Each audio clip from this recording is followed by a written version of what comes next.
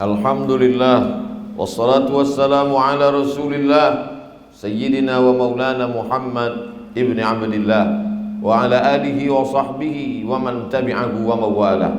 Ashhadu an la ilaha illallah wahdahu la syarika lah, wa ashhadu anna sayyidana Muhammadan abduhu wa rasuluh la nabiyya ba'dah.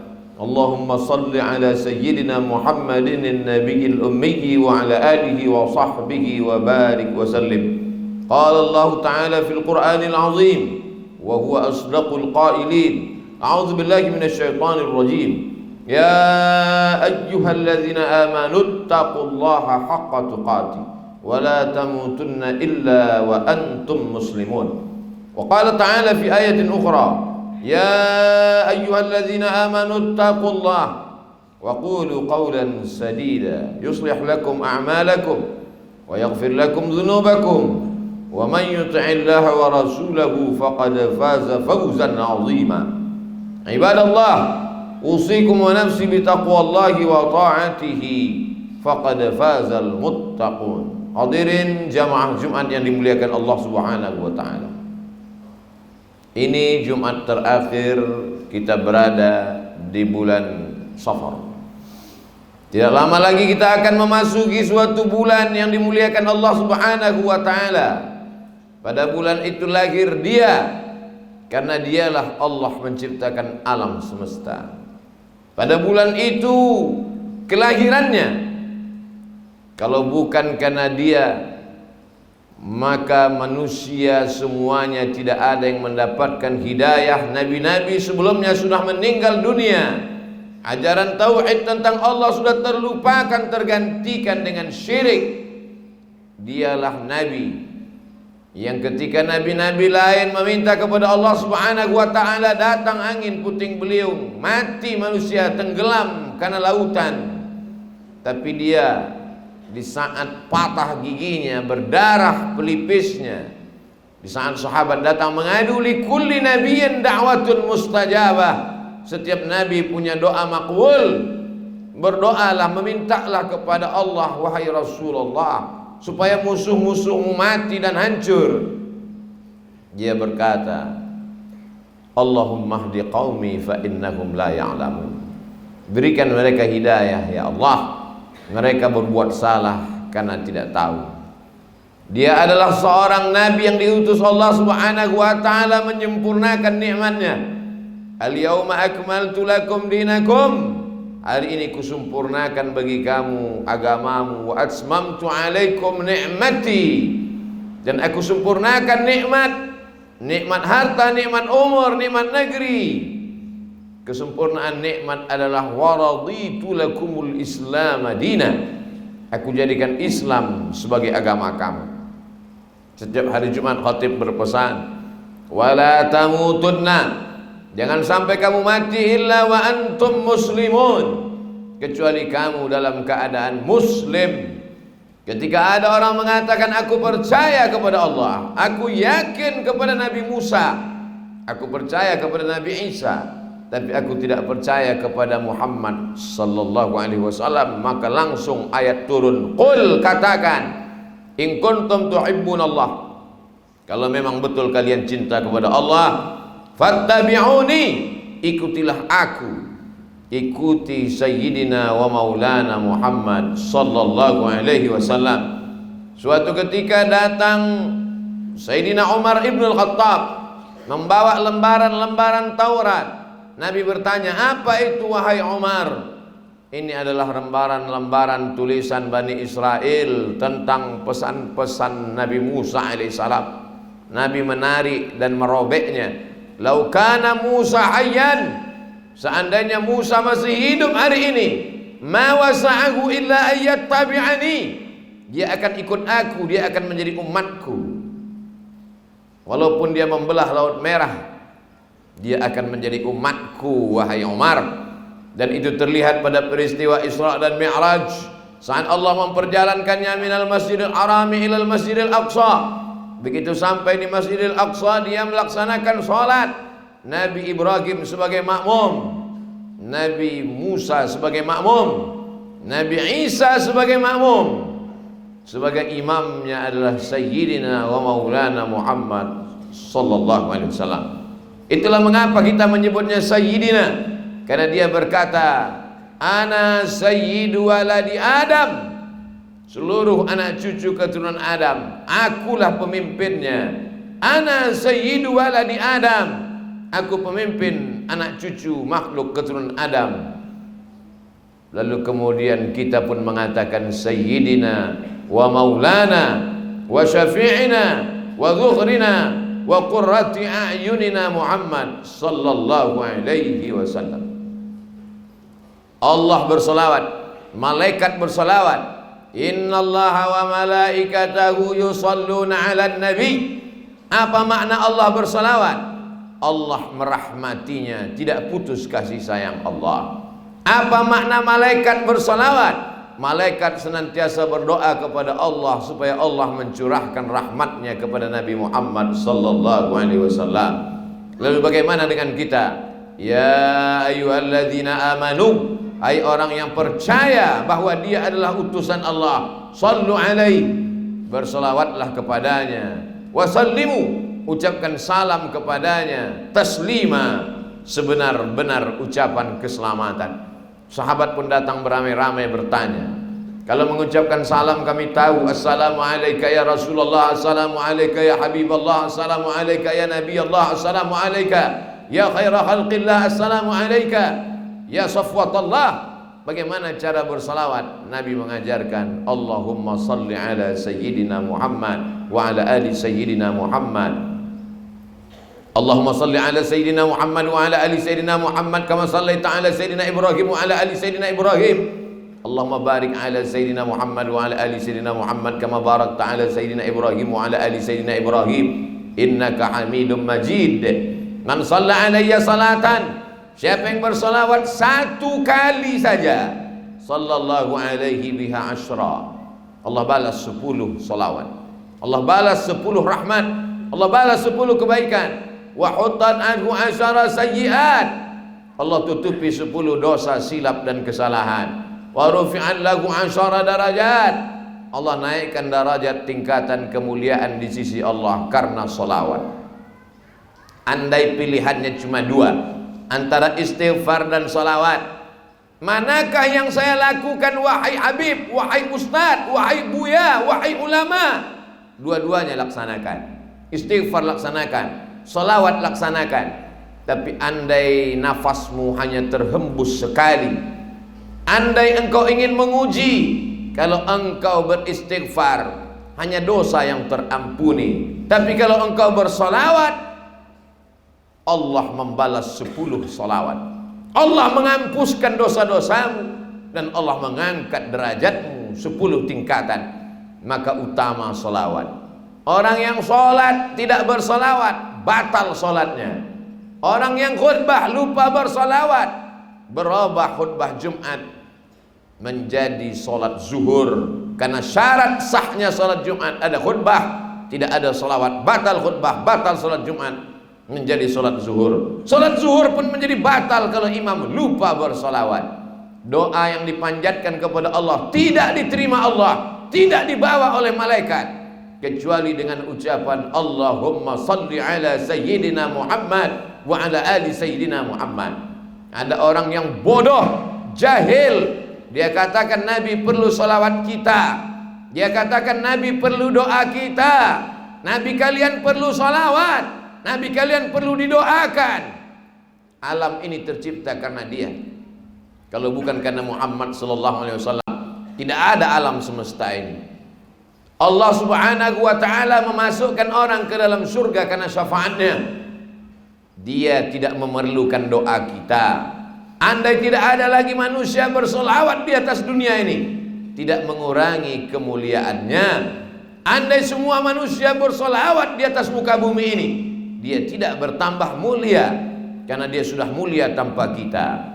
Kita bersolawat karena kita ingin dekat dengannya. Di saat semua makhluk ingin dekat, siapa yang paling dekat? Aqramu bajlisan, orang yang paling dekat tempatnya dengan Nabi. Aktsaruhum salatan, orang yang paling banyak bersolawat. Allahumma salli ala sayyidina Muhammad wa ala sayyidina Muhammad. Berkhusus pada hari Jumat, inna salatakum ma'rudatun alayya, salawat kamu dibawa ke makamku di Masjid Nabawi. Sahabat Nabi itu cerdas. Mereka tidak hanya mendengar, tapi mereka berpikir dan bertanya, kaifa salatuna ma'rudatun alaika wa qad arimta? Bagaimana mungkin selawat kami dibawa kepadamu padahal engkau sudah mati, meninggal dunia, sudah dimakan cacing tanah? Untuk apa lagi selawat kami dibawa ke makammu ya Rasulullah? Rasul menjawab, innallaha harramal arda ajsadal anbiya. Allah mengharamkan tanah memakan jasad para nabi. Jasad nabi tak dimakan cacing tanah. Kalau ada orang sekarang yang tidak percaya, maka sesungguhnya orang Yahudi Bani Israel dengan keilmuan dan keyakinan mereka percaya bahwa jasad nabi itu tidak dimakan cacing tanah. Mereka tahu untuk masuk ke kota Madinah syaratnya mesti muslim. Mereka pura-pura menjadi mu'alaf masuk Islam, menyewa rumah di dekat Masjid Nabawi. Kamarnya dia lobangi untuk menembus makam Nabi Muhammad sallallahu alaihi wasallam. Allah menjaga jasad Nabi Muhammad. Bagaimana cara Allah menjaganya? Allah mempertemukan sultan yang berkuasa saat itu bernama Nuruddin Zangki, berjumpa dengan Rasulullah sallallahu alaihi wasallam. Hai sultan yang adil dan amanah, ada orang yang ingin mencuri jasadku. Maka saat itu juga Sultan Nuruddin Zangki memerintahkan bala tentaranya periksa semua rumah-rumah yang ada di kota Al-Madinah Al-Munawwarah. Mereka pun menemukan ada satu kamar yang sudah siap menggali lubang terowongan menuju makam jasad Rasulullah sallallahu alaihi wasallam. Terselamatkan. Lalu kemudian ditemboklah dengan tembok besi sekeliling makam Rasulullah sallallahu alaihi wasallam. Begitu Allah menjaga jasad Rasulullah sallallahu alaihi wasallam. Yahudi tak dapat menembusnya, cacing tanah tak memakan darah dagingnya. Allah menjaganya. Dia adalah manusia yang ketika semua orang berjemur di atas panas terik padang mahsyar, ada yang tenggelam karena keringatnya sampai ke mata kaki, ada yang tenggelam sampai ke lutut, sampai ke pinggang, sampai ke perut, sampai ke leher. Mereka tidak tahan karena tegak terlalu lama. Mereka datang menghadap Nabi Adam alaihi salam. Wahai Adam, berikan kami syafaat, menghadaplah kepada Allah, kami tidak tahan terlalu lama menunggu. Kata Nabi Adam, aku malu menghadap Allah. Ketika Allah mengatakan kepadaku, la taqraba hadhihi syajarah, jangan dekati buah khuldi, fatakuna minaz zalimin, nanti kau jadi orang zalim, aniaya. Aku lupa, aku silap, aku tersalah, aku termakan buah khuldi. Lalu aku bertobat, Rabbana zalamna anfusana wa illam taghfir lana wa tarhamna lanakunanna minal khasirin. Mereka menghadap kepada Nabi Nuh. Wahai Nabi Nuh, menghadaplah kepada Allah, tolonglah kami supaya cepat diputuskan perkara di padang mahsyar, kami tak tahan lagi. Kata Nabi Nuh, aku malu menghadap Allah saat aku memanggil anakku Kan'an, ya bunayya rkab ma'ana, wahai anakku mari naik ke atas perahu ayah. Saat itu anakku menjawab, sa'awi ila jabali ya'simuni minal ma', aku akan naik ke atas bukit yang menyelamatkan aku. Di saat anakku akan tenggelam, aku tetap memanggilnya. Lalu Allah berkata, innahu laysa min ahlik, dia bukan anakmu. Innahu amalun ghairu salih, amalnya tidak baik. Aku malu menghadap Allah. Mereka datang menghadap Nabi Musa, mereka datang menghadap Nabi Isa, mereka datang menghadap Sayyidina wa Maulana Muhammad sallallahu alaihi wasallam. Hanya Nabi Muhammad sallallahu alaihi wasallam yang berani menghadap Allah, karena dialah pemimpin segala nabi, segala rasul, segala ulul azmi. Dan Allah mengatakan, wala saufa yu'tika rabbuka fatarda, apapun yang kau mau kuberi ya Muhammad, Itulah mengapa walaupun kita umat yang paling kecil, umurnya paling pendek, ibadahnya paling sedikit, tapi yang pertama masuk surga adalah umat Nabi Muhammad SAW. Itu disebut dengan syafaatun uzma, syafaat besar. Itulah mengapa nabi-nabi sebelumnya, umat-umat sebelumnya amat sangat ingin menjadi umat Nabi Muhammad SAW. Nabi Adam ketika dia tersilap, tersalah dan berdoa, Rabbana zalamna anfusana wa illam taghfir lana wa tarhamna lanakunanna minal khasirin. Begitu dalam Al-Quran. Tapi dalam hadis ada tambahan, Allahumma inni as'aluka bihaqqi Muhammad. Aku meminta kepada engkau ya Allah, barakah kemuliaan Muhammad, antaghfirali, ampunkan dosa-dosaku. Dosa Nabi Adam diampunkan Allah karena menyebut nama Sayyidina Muhammad sallallahu alaihi wasallam. Tentang sanad hadis ini panjang lebar dibahas seorang ahli hadis Makkah, keturunan Rasulullah, cucu cicit Sayyidina Al-Husain, alumni dari Al-Azhar Kairo Mesir, ulama hadis Makkah Madinah, Sayyid Muhammad Alawi bin Abbas Al-Hasani Al-Maliki. Dalam kitab Mafahim Yajib an Tusahhah, tak diragukan lagi bahwa bukan 1, 2, 3 hadis yang menyebut Allah mengampunkan dosa Nabi Adam karena menyebut nama Muhammad sallallahu alaihi wasallam. Bukankah Nabi Adam nabi yang pertama, Nabi Muhammad SAW nabi yang ke-25? Saat Adam diciptakan dia belum ada. Lantas mengapa Nabi Adam menyebut namanya? Allah bertanya bukan karena tidak tahu. Allah maha tahu. Allah cuma ingin kasih tahu kepada siapa yang tak tahu dan tak mau tahu. Hai Muhammad, hai Adam, ya, dari mana kau tahu tentang Muhammad sallallahu alaihi wasallam? Lamma khalaqtani, ketika kau ciptakan aku dari tanah, nafakhta fi ruhi, kau tiupkan ruh. Rafa'tu ra'si, ku angkat kepalaku. Saat ku angkat kepalaku, kulihat ada nama bersanding tertulis di tiang aras dengan namamu. Di samping namamu Allah ada nama Muhammad sallallahu alaihi wasallam. Maka ku sebut namanya karena aku tahu tidak mungkin namanya bersanding dekat dengan namamu kecuali dia memiliki kedudukan yang tinggi. Aku ingin kau ampunkan, kau hapuskan dosaku dengan menyebut namanya. Ya Allah, barakah Muhammad SAW, ampunkan dosa-dosaku. Alam semesta tercipta karena dia, dosa manusia terhapus karena dia, pintu surga dibukakan karena dia, doa terkabul karena dia. Mengapa kita tidak mengenal dia? Mengapa kita tidak mengenalkannya kepada anak-anak kita? Bulan lain kita lupa dan lalai, tapi bulan Rabiul Awal jadikan setiap malam untuk mengenal Rasulullah sallallahu alaihi wasallam. Nama majlis itu bernama Majlis Maulid. Di mana saja ada majlis, datang, karena isinya adalah tausiah, isinya adalah mengenal Rasulullah, isinya membaca kitab Syama'il Al-Muhammadiyah, isinya adalah membaca sirah Rasulullah sallallahu alaihi wasallam.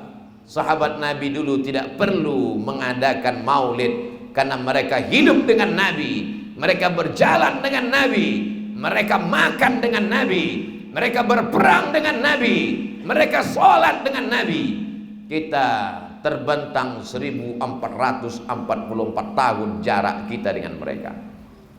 Satu-satunya jalan mendekatkan kita dengan mereka hanya majlis-majlis maulid, majlis-majlis Rasulullah yang di dalamnya hati kita tenang karena diisi dengan salawat, yang di dalamnya para habaib, para ulama mengenalkan tentang wajah Nabi, tentang tangan Nabi, tentang harum semerbaknya telapak tangannya saat dicium Sayyidina Anas bin Malik, atyabu min rihil miski, saat sahabat memuliakan, memuja-mujinya.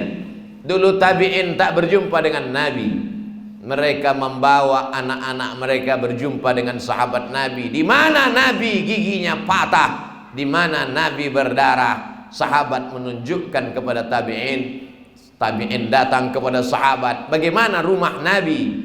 Lalu sahabat tegak berdiri sambil mengacungkan tangan ke atas, Beginilah tingginya atap rumah Rasulullah sallallahu alaihi wasallam. Mereka sangat ingin tahu, tak kenal maka tak cinta, tak cinta maka tak sayang.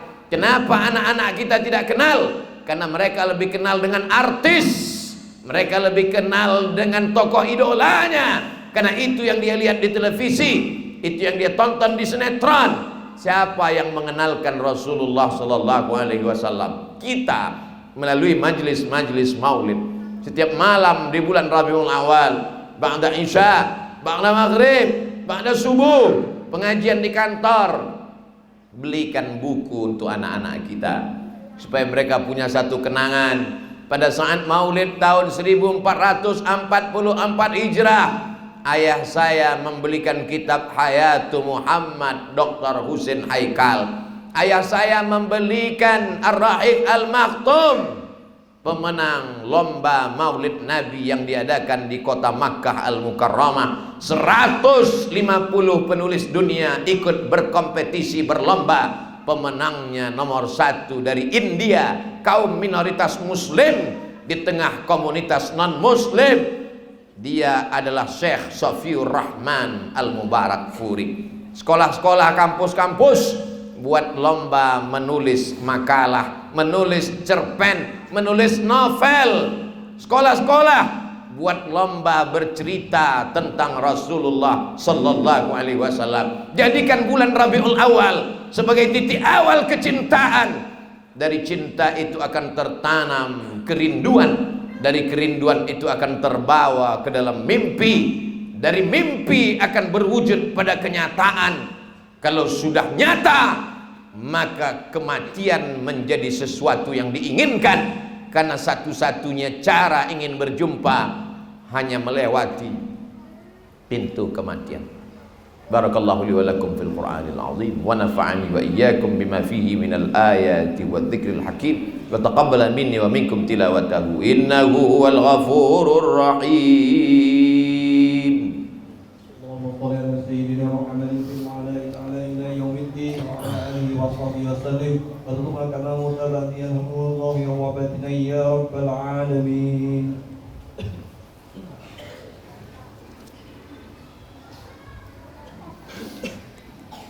Alhamdulillahilladzi bi ni'matihi tatimmu shalihat wassalatu wassalamu ala sayyidis sadat wa ala alihi wa ashabihi ahlil fadaili wal karamat. Ashhadu an la ilaha illallah wahdahu la syarika lah wa ashhadu anna sayyidana Muhammadan abduhu wa rasuluh. Allahumma salli ala sayyidina Muhammadin an-nabiyil ummi wa ala alihi wa sahbihi wa barik wa sallim. Qala Allah ta'ala fil Qur'anil azim wa huwa asdaqul qailin. A'udzu billahi minasy syaithanir rajim. Bismillahir rahmanir rahim. Wal 'ashr. Innal insana lafi khusr illa alladziina aamanu wa 'amilus shalihat wa tawasaw bil haqqi wa tawasaw bis sabr. Wa qala ta'ala fi ayatin ukhra inna Allaha wa malaikatahu yusalluna 'alan nabi ya ayyuhalladzina amanu sallu alaihi wa sallimu taslima.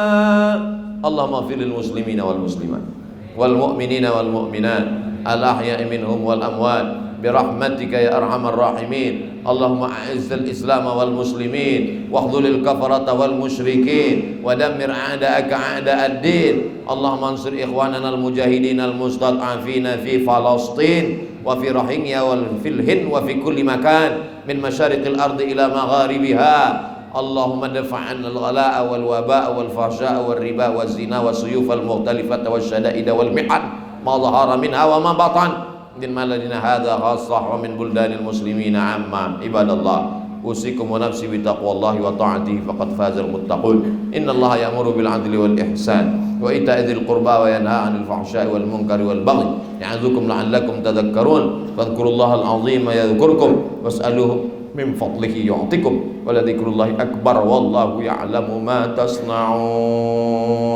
Aqimis shalah.